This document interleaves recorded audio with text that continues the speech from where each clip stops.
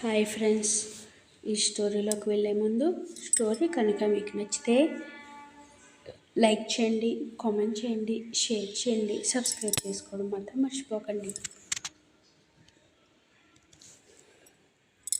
దరిచేరవచలి part 45. ఆమె వద్దు అంటున్న కడుపు నిండుగా పెట్టి ట్యాబ్లెట్స్ ఇచ్చాక కాసేపు తన బేబీతో మాట్లాడుకుని డోర్ లాక్ చేసి బయటకు వచ్చి విస్కీ బాటిల్ తీస్తాడు విక్రమ్. క్యాప్ తీసి బాటిల్ ఎత్తేలోపు జనని చెయ్యి అతని చేతిని బంధించడంతో వెనక్కి తిరిగి ఎంటున్నట్టు చూస్తాడు ఆమె వైపు. ఇక్కడ ఓన్లీ చూపులు మాత్రమే ఉంటాయి. కళ్ళతోనే బాటిల్ పడే అన్నట్టు సీరియస్గా చూస్తుంది జనని. విక్రమ్ చూపు అస్సలు మారకుండా ఉండటంతో తనే బాటిల్ని పడేసి విక్రమ్ని లోపలికి తీసుకెళ్ళి బెడ్పై పడేస్తుంది ఉక్రోషంగా. అతను బొమ్మల ఆమె వైపు చూస్తుంటే బంపు దగ్గర మ్యాక్సీ బటన్స్ తప్పిస్తూ విక్రమ్ చేతిని తన కడుపుపై పెట్టుకుని పక్కకు తిరుగుతుంది జనని. సున్నితంగా బంప్ని చుట్టేస్తూ జనని దగ్గరగా జరిగి గట్టిగా హత్తుకోవడంతో బాధగా వెక్కుతుంది. అతను మరింత గట్టిగా ఆమెను చుట్టేయడంతో ఒకవైపు మనసు హత్తుకోమని పోరుపెడుతుంటే మరోవైపు మైండ్ అతను చేసిన గాయాన్ని గుర్తు చేస్తుంటే అతనిని చూసినప్పటి నుండి ప్రేమ కన్నా ఎక్కువగా కోపం ఉక్రోషం పెరిగిపోతుంటే విక్రమ్ వైపు తిరిగి ఆగకుండా చెంపలు వాయించేస్తుంది ఏడుస్తూ. చేతులు నొప్పులు వచ్చేంత వరకు కొట్టి, ఎందుకురా మన జీవితాల్ని ఇలా చేశావు? నా ప్రాణంలా ప్రేమించాను కదా, ఎందుకింత పెయిన్ ఇస్తున్నావు? నువ్వు ఇలా నా ఎదురుగా ఉంటే నా ప్రేమని కంట్రోల్ చేసుకోలేను. వెళ్ళిపో బావా. నువ్వు లేకుండా ఉండటం ఇప్పుడే నేర్చుకుంటున్నాను. మళ్ళీ ఏమైనా జరిగితే తట్టుకునే శక్తి నాకు లేదు. ప్లీజ్ లీవ్ మీ అని ఏడుస్తూ అతని చుట్టూ చేతులు బిగిస్తుంది జనని. అతనిలో ఉన్న ఆశ నిజమని ఆమె మాటలు నిరూపించడంతో బంప్కి ఇబ్బంది లేకుండా ఆమెని మరింతగా తనలోకి పొదుముకొని ఇరు పెదవుల్ని ఏకం చేస్తాడు విక్రమ్. ఆమెని చుట్టుకున్న చేతుల్ని కష్టమైన నెమ్మదిగా తప్పిస్తుంది హర్షి. ఆమె చేతుల గాజుల చప్పుడుకి అరుణ్కి నెమ్మదిగా మెలకు రావడంతో మత్తుగా కళ్ళు తెరుస్తూ గుడ్ మార్నింగ్ డియర్ అని నెక్ కిస్ ఇస్తూ అంటాడు. Don't kiss me Arun. ఆడవారి మాటలకి అర్థాలే వేర్లే కదా హర్షి పాప.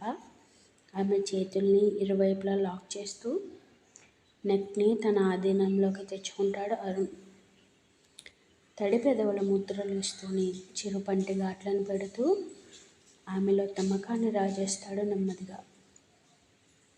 సున్నితమైన ప్లేస్లో అతను చేస్తున్న పనులకి తన శరీరం వశం తప్పుతుంటే ఫైనల్లీ అరుణ్ చుట్టూ చేతుల్ని బిగిస్తూ తమకంగా అతని తలని గుండెలకి హత్తుకుంటుంది హర్షిత. కరెక్ట్గా అదే టైంలో అతనికి కాల్ రావడంతో హర్షి నుండి దూరం జరుగుతూ లిఫ్ట్ చేసి బాల్కనీలోకి వెళ్తాడు అరుణ్. ఆమెకి కళ్ళల్లో నీళ్లు గిర్రున తిరగడంతో వాష్రూమ్కి వెళ్తుంది భారంగా. ఆఫీస్ కాల్ అనంతరం ఫాస్ట్గా రూమ్కి వెళ్ళి డ్రెస్అప్ అయ్యి హర్షి వచ్చేలోగానే వెళ్ళిపోవడంతో పైనుండి అతనిని చూసి బాల్కనీకి జారబడుతుంది. బేబీ, నీ పేరుని చెప్పకుండా అతని నుండి ఏదో ఎక్స్పెక్ట్ చేస్తున్నావు. Is this correct? చిన్న వరల్డ్ మానాది. పెళ్ళికి ముందు నువ్వుంటే పెళ్ళయ్యాక వాడున్నాడు. నువ్వెందుకు మా నేనేం చెప్పకుండా అన్నీ అర్థం చేసుకుంటున్నావు? అలానే వాడు కూడా ప్రేమిస్తున్నాడు కదా నన్ను. మరి వాడెందుకు నా గురించి ఏం అర్థం అవ్వట్లేదు? నేను ఓపెన్ అప్ అవ్వలేనని వాడికి తెలియదా? లేక కట్టుకున్నది ఎక్కడికి పోదని లైట్ తీసుకుంటున్నాడా అని బేలగా కన్నీళ్లతో అడుగుతుంది హర్షి. ఏడవకు తల్లి, గుండెలకి హత్తుకుంటారు మాధురి గారు. తప్పు చేశాను అమ్మా ఈ పెళ్లి చేసుకుని. ఏం మాట్లాడుతున్నావు హర్షి? చాలా ఎక్కువగా ఆలోచిస్తున్నావు. వెళ్ళు, రెడీ అవ్వు, హాస్పిటల్కి వెళ్ళాలిగా అన్నారు. భారంగా కదులుతుంది హర్షిత. కూతురు వెళ్ళిన వెంటనే మాధురి గారు అరుణ్కి కాల్ కలుపుతారు కోపంగా. అరుణ్, ఎక్కడున్నావు? అత్తయ్య, ఆఫీస్లో ఉన్నాను. ఈవినింగ్ త్వరగా వస్తావా? నీతో కొంచెం ఇంపార్టెంట్ విషయం మాట్లాడాలి. ఏమైంది అత్తయ్య? నథింగ్. సరే, కాల్ యూ లేటర్ అత్తయ్య. జనని ఎంత కొడుతున్నా వదలక అతని ప్రేమ తెలిసేలా ముద్దు పెట్టి దూరం జరుగుతాడు విక్రమ్. ఎందుకురా ముద్దు పెట్టుకున్నావు? నా ఇష్టం లేకుండా టచ్ చేస్తే చంపేస్తాను నిన్ను, ఎర్రబడిన కళతో క్రోషంగా అంటుంది జనని. ఓకే కూల్, నీ ఇష్టం లేకుండా టచ్ చేయలే, బీపీ పెంచుకోకు అన్నాడు. నాకేం అలాంటి జబ్బులు లేవు. ప్రెగ్నెన్సీ టైంలో హార్మోన్స్ చేంజ్ వల్ల అటాక్ అవ్వచ్చు జనని, ప్లీజ్ కూల్గా ఉండు. నాకు ఫుడ్ వేస్ట్ అవ్వడం నచ్చదు, కోపంగా చెప్పి పక్కకు తిరిగి నిద్రలోకి జారుకుంటుంది జనని. ఎన్ని రోజుల్లో ఆమెకి ప్రశాంతమైన నిద్ర వచ్చింది, ఈరోజు మాత్రమే. విక్రమ్ కూడా ఫాస్ట్గా కొంచెం తినేసి జనని పక్కన పడుకుని కడుపులో బాబుతో మాటల్లో పడతాడు. చాంప్, మీ మమ్మీని నన్ను నువ్వే కలపాలరా అని ఎన్నో ముద్దులద్ది చిన్నగా నిద్రలోకి జారుకుంటాడు ప్రశాంతమైన మనసుతో. కంటి మీద కునుకు లేకుండా 7 నెలలు ఉన్న అతనికి భార్య స్పర్శ కళ్ళ మూతలు పడేలా చేస్తుంటే మందు ముట్టకుండానే గాఢ నిద్రలోకి వెళ్ళిపోయాడు విక్రమ్. బేబీ ఎక్కడున్నావురా? స్వీట్గా వినిపించిన కిషోర్ వాయిస్కి భయంగా గదిమూల ముడుక్కుంటుంది Harika. Hari baby, where are you? Harika ఇల్లంతా దద్దరిల్లిపోయేలా అరుస్తాడు కిషోర్. ఆ మరుక్షణం భయంగా అతని ఎదురుగా నిలబడటంతో ప్రేమగా పిలిచినప్పుడు రావాలని తెలియదా? ఆమె జుట్టును గుప్పెటలో బిగిస్తూ అంటాడు. అతని కళ్ళల్లో క్రోధానికి గజగజ వణుకుతూ ఐఎమ్ సారీ కిషోర్ అని వణుకుతున్న స్వరంతో అంటుంది. ఎవరే నీలాంటి క్యారెక్టర్లెస్ పిల్లాన్ని పెళ్లి చేసుకుంటాడు? నా ఎదురుగా వాడికి పెళ్ళైనా కూడా వాడి పక్కలోకి వెళ్ళడానికి రెడీ అయ్యావు. నువ్వు బజారు దానివని తెలిసినా నిన్ను పెళ్లి చేసుకున్నానంటే కారణం ప్రేమించాను కాబట్టి. ఇంకా సిగ్గు లేకుండా వాడి గురించి ఆలోచిస్తున్నావు అని ఆమె గొంతును బంధిస్తాడు అతని చేతులలో. ఉక్కు పిడికిలిలో నలుగుతున్న గొంతుకి ఊపిరి ఆడక, అలాగే వదలమని చెప్పలేక అతని చేతిని కొడుతుంటే విసురుగా ఆమెను వదిలేస్తూ, నీకు ఇంకా 1 వీక్ మాత్రమే టైం ఇస్తున్నా, నన్ను యాక్సెప్ట్ చేసి దగ్గరైతే ఇద్దరం హ్యాపీగా ఉంటాం అని సీరియస్గా వార్నింగ్ ఇస్తాడు కిషోర్. నాలో పేషెన్స్ని లాస్ చేయకు, ఆఫ్టర్ 1 వీక్ నేనేంటో చూపిస్తాను అని ఆమె నడుముని చేతి ముద్రలు పడేలా నులిమేస్తూ షర్ట్ని విసురుగా ఆమె ఫేస్పై విసిరేసి వాష్రూమ్కి వెళ్తాడు. నీ హెల్ప్ తీసుకుని బిగ్ మిస్టేక్ చేశానురా. మా డాడీ కూడా పిచ్చివాడిలా నువ్వేం చెప్తే అది నమ్మి బలవంతంగా కట్టబెట్టారు నన్ను. నరకం చూపిస్తున్నావు ఇడియట్. వారం కాదు, నా బాడీని టచ్ చేసే రైట్ నీకు లేదు అని కోపంగా అనుకుంటుంది హారిక. కడుపులో బేబీ ఆకలికి గోల చేయడంతో నెమ్మదిగా కళ్ళు తెరుస్తుంది జనని. విక్రమ్ బాహువులలో బందీ అయ్యి అతని బైసెప్స్ కనిపించడంతో అతని ఫేస్ని చూస్తుండిపోతుంది ఆమె. పేరెంట్స్ కన్నా ఎక్కువగా ప్రేమించింది, అతని ఉనికినే ప్రాణంగా మార్చుకుంది. కానీ అతని మాటలతో ఆమె ప్రాణాన్ని లాగేసుకున్నాడు. చెరిగిపోని గాయం చేసి మనసుని ముక్కలు చేశాడు. లైఫ్లో హ్యాపీ మూమెంట్స్ గుర్తుంటాయో లేదో కానీ బాధ పెట్టిన సంఘటనలు మాత్రం నీడలా వెంటాడుతూనే ఉంటాయి. ఎంత ప్రయత్నించినా, మరెంత బాధపడినా జనని మాత్రమే అనుకోవాలి అతనిని క్షమించాలని. అప్పటి వరకు నీకు ఈ తిప్పలు తప్పవురా విక్కీ. ఎంతసేపు అతని వైపు అలా చూసిందో కానీ కడుపులో బేబీ కదలిక వల్ల నెమ్మదిగా కళ్ళు తెరుస్తాడు విక్రమ్. ఇద్దరి చూపులు క్షణకాలం పాటు లాక్ అవడంతో ఆమె చెంపని సున్నితంగా నిమురుతాడు. ఏమైంది?